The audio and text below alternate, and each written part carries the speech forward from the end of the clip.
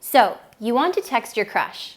Get ready to obsess over the perfect text for an hour, accidentally use a heart emoji, and don't forget to glue the phone to the palm of your hand while you're waiting for that text back. But what if there was a better way? I'm going to show you how to text your crush and stay sane at the same time. Hi, I'm dating expert Amy North, and I've really been digging into texting lately. It really is one of the best ways to get things going with a new guy. But texting isn't only a great tool, it's completely necessary. As much as sometimes we like to skip texting altogether and just go out on nice dates, texting has become a part of dating. The girls who don't text don't get the guy. The nice thing about texting is that there are no rules, but that's also what can make it really nerve-wracking. If you're looking for a few things to go by when texting a guy you have a crush on, look no further. I'm going to give you the do's and don'ts of texting your crush so you can get him to ask you out. Here are the do's and don'ts of texting your crush. Do use emojis. This one is always hotly debated, but the truth is emojis are fair game. Don't use them in every text or you could look a little superficial. But a well-placed emoji can do a lot to bring fun and life to your messages.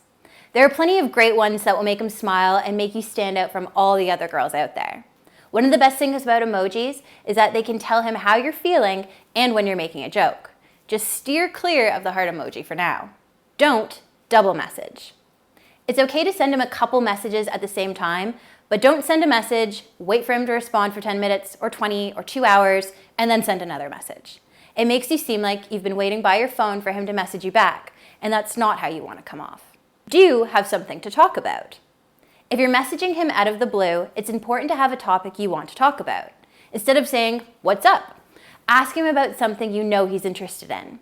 Be specific and make sure it's a question you actually want to know the answer to. If you have 2 mutual friends or an upcoming event, these are great talking points. If you don't know much about him, now is a great time to find out. Even, "How was your weekend?" can be a great way to start off a conversation if you're drawing a blank. Don't send nudes. There's nothing wrong with sending a nude or sexy pic now and then, but I'd save it for when you two are actually going out. Otherwise, he could get the wrong idea about what you're looking for. Plus, you don't want him to think that you send this kind of stuff to every guy in town. I'd keep the sexy texting to a minimum for now. Let him imagine what he's missing. Do ask a question. Don't know what to say? Good. Ask a question. Questions are a great way to get to know him, and if you start with a question, then it gets the conversation rolling without you having to know exactly what to say. It seems simple, but I know plenty of people who run out of things to say and then go and sulk when he doesn't say something back. Asking questions is what conversation is all about. Don't play games. There are plenty of dating coaches that will tell you to wait a certain amount of time before messaging a guy back, or to keep your messages under a certain number of words or make up a fake story. I think that's total BS. Your goal is to get a relationship going with this guy. If you need to play tricks on him for him to ask you out, then he isn't worth your time. Do stop checking your phone. It's easy to get wrapped up in texting. This guy is all you can think about, so why isn't he texting you back right away? Does that mean that he's with someone else? Or does he not like you? Relax. Think of the times that you've been waiting for a message back, going out of your mind, and when you finally got it, it turned out to be that they were just busy. Keep this in mind. Send messages and then forget about your phone. Don't rush. The thing about texting is it is possible to move too fast. That's because your phone is always in your pocket, and if you two are both into it, you never have to stop talking. If you move too fast, you can find out where he got the scar on his knee before you even met him in person. Put down the phone once in a while so this thing doesn't lose steam. Save something for the first date. You'll be glad you did. Do use exclamation points. Like emojis, a well-placed exclamation point can turn a boring text into an exciting one. Exclamation points indicate that you're excited to talk to him. Don't overdo it, but do use them here and there. Look at this text message. Boring, right? Now, look at what a difference a simple exclamation point makes. It's still not that exciting, but if you got this message, you'd be more likely to respond because it seems like they're happy to hear from you. Don't be sarcastic.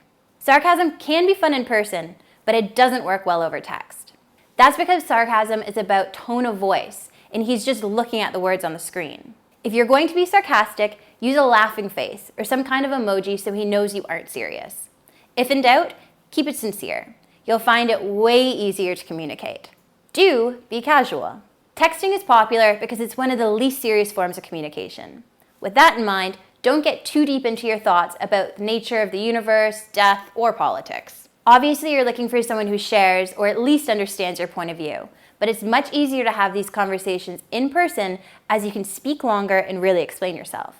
Keep texting to the here and now. Don't make spelling mistakes. The shorter the message, the more important spelling is. This isn't about being an English expert, but you don't want to come across as a dummy. If you know you're bad with spelling, just be careful and look up any words that you're not sure about, especially early on. A bunch of spelling mistakes is a huge red flag for a lot of guys. Spell check is your friend here. Do reread your messages before you send it. Not only will this prevent spelling mistakes, it will also make you realize when what you're about to send makes no sense. Think about it. When you get a text or a Tinder message from a guy and you can't figure out what he's trying to say, do you want to answer? No way. That second look can be the difference between an idiot and a stone-cold fox. Don't freak out. Remember that talking to someone you like is supposed to be fun. Sure, it can be stressful, but if you're tearing your hair out and you're going out of your mind, it's not worth it. Remember that even if he completely ghosts you, it really doesn't matter. Any guy who is that rude isn't worth your time. Plus, if you followed my tips to this point, you don't have to worry that you've said anything super embarrassing. Do try to meet in person. Texting is nice, but don't just text. Do your best to meet him in person rather than endlessly message back and forth. Whether that means actually asking him out or dropping hints, do whatever you need to do to take this virtual flirting in real life. Don't be boring. Mix up your conversations so you don't keep talking about the same thing. It's nice to find something in common, but the fact that you both like the beach isn't enough to keep him interested. And if you don't have anything to say, you don't need to send a text. Wait for something exciting to tell him, or think of a good question rather than just messaging him about nothing. But what if you're just really bad at texting? This is a very real reality for a ton of wonderful women I know. They can talk all day, but when it comes to texting, they don't have any idea what they're doing. I always give them the same advice. Just let me handle it. Go to attractiontext.com right now to watch my free video presentation about texting. You'll learn all you'll ever need to know about texting guys. I'll teach you to attract guys, get them interested, make them laugh, and ask you out. There are even texts to copy and paste that work on any guy, anytime. That's attractiontext.com. Do be specific. I think one of the easiest ways to keep your text conversations from being boring is to be descriptive and specific. This means avoiding cliché and generalities. Instead, get specific about how you're feeling, how your day was, what you liked about a movie, why you want to work in the publishing industry. It doesn't matter what you're talking about, the more detailed you get, the more he's going to be entertained and the more likely to come back for more. My high school English teacher, Mr. Dutton, always said, never use the word stuff or things. That might be going a bit far, but he had a good point. Keep it focused and he'll stay focused on you. Don't get too personal. It's okay to be vulnerable and talk about your personal stuff, or should I say life, if I'm following my own advice. But you're walking a fine line here. It's much easier to talk about these things in person after you know each other a little better. The less you know about this guy, the less personal you should get. You don't want to risk offending him by digging too deeply into his personal issues before you even know his last name. That information is for the late night chats once you two are better acquainted. Don't you wish you had a text that was guaranteed to get him to respond and even ask you on a date? Go to attractiontext.com. I've created a free video presentation that's all about texting. These aren't cheesy pickup lines. They're carefully crafted to unlock powerful emotions in any guy. And that's it. Remember, these are just guidelines, but they really are a great place to start. So, before you hit send, make sure you aren't breaking any of the rules and you'll be good to go. What's your favorite text to send out of the blue? You up? Let me know in the comments below. I always laugh at what you all come up with. Thanks so much for watching.